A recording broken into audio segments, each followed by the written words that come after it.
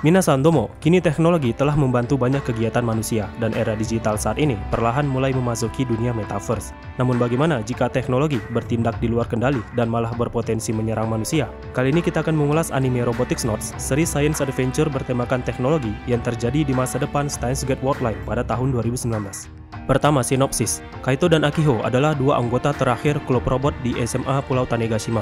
Akiho punya seorang kakak yang merupakan alumni dari klub robot, di mana mereka punya proyek besar robot raksasa bernama Gunfarel yang belum terselesaikan. Dan Akiho sebagai penerus dari klub robot sangat bersemangat untuk menyelesaikan Gunfarel. Sementara Kaito lebih suka mengisi waktu luangnya bermain game bernama Kill Ballad, kayak game Battle Gundam. Sampai pada suatu hari, Kaito bertemu dengan AI bernama Airi dan bercerita tentang Kimijima Ko yang sudah lama meninggal. Tak lama itu, Kaito menemukan Kimijima Report misterius yang merupakan serangkaian tulisan peninggalan Kimijima Ko mengenai konspirasi yang akan menghancurkan dan memusnahkan 5 miliar manusia sekaligus.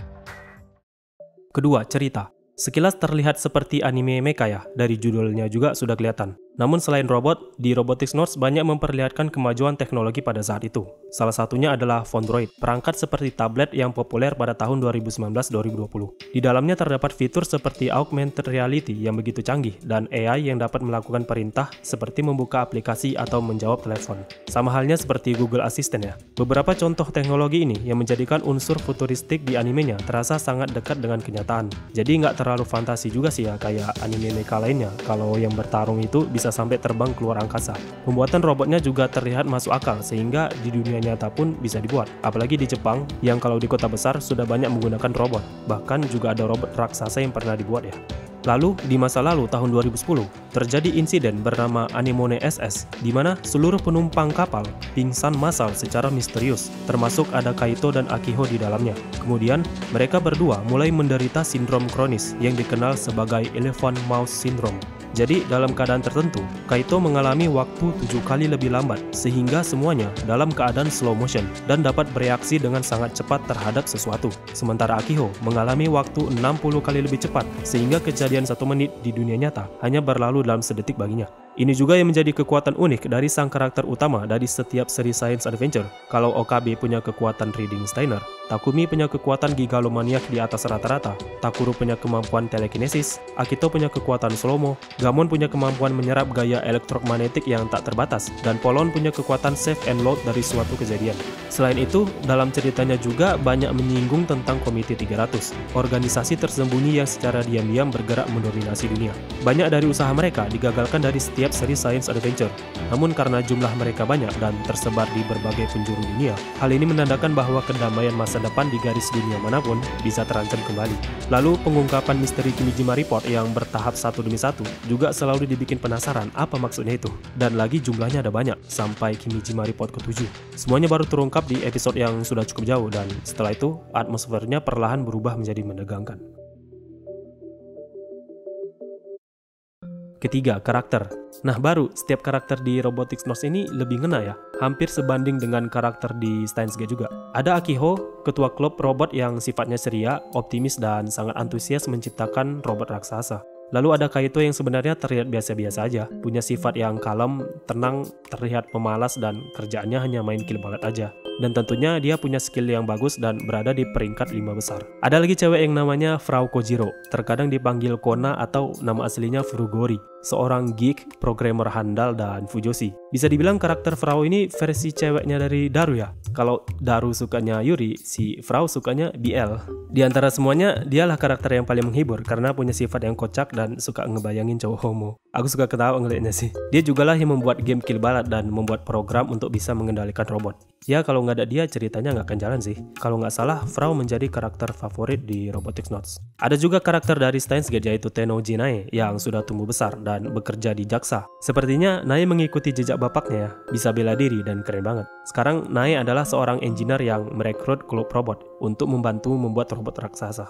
Lalu ada karakter imut bernama Airi yang menjadi penghubung cerita dalam mengumpulkan informasi mengenai Kimijima Ko.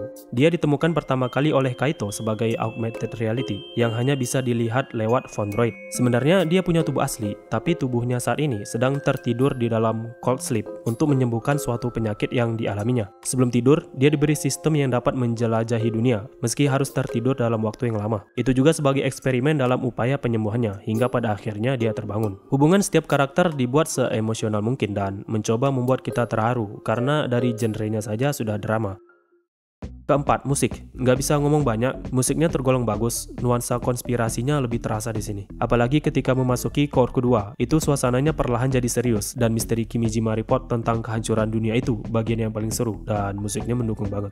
Terakhir, kesimpulan. Robotics Notes bukan sekedar anime robot-robotan, namun juga menyuguhkan sisi sains dalam kemajuan teknologi dan pembuatan robot. Selain itu, pace ceritanya termasuk lambat, karena seperti biasa ya, seri science adventure selalu membentuk world buildingnya dulu, yang sebenarnya suka bikin bosan juga sih. Sampai dimana pada poin tertentu akan dimunculkan percikan ataupun kejutan. Lalu misterinya masih tergolong sedang, dan endingnya biasa aja sih, nggak begitu berkesan. Kesimpulan akhir. Setelah aku menonton semua seri science adventure yang sudah diadaptasi jadi anime, sejauh ini membuat pengetahuanku bertambah, dan bisa jadi ini menjadi cara belajar yang menyenangkan juga.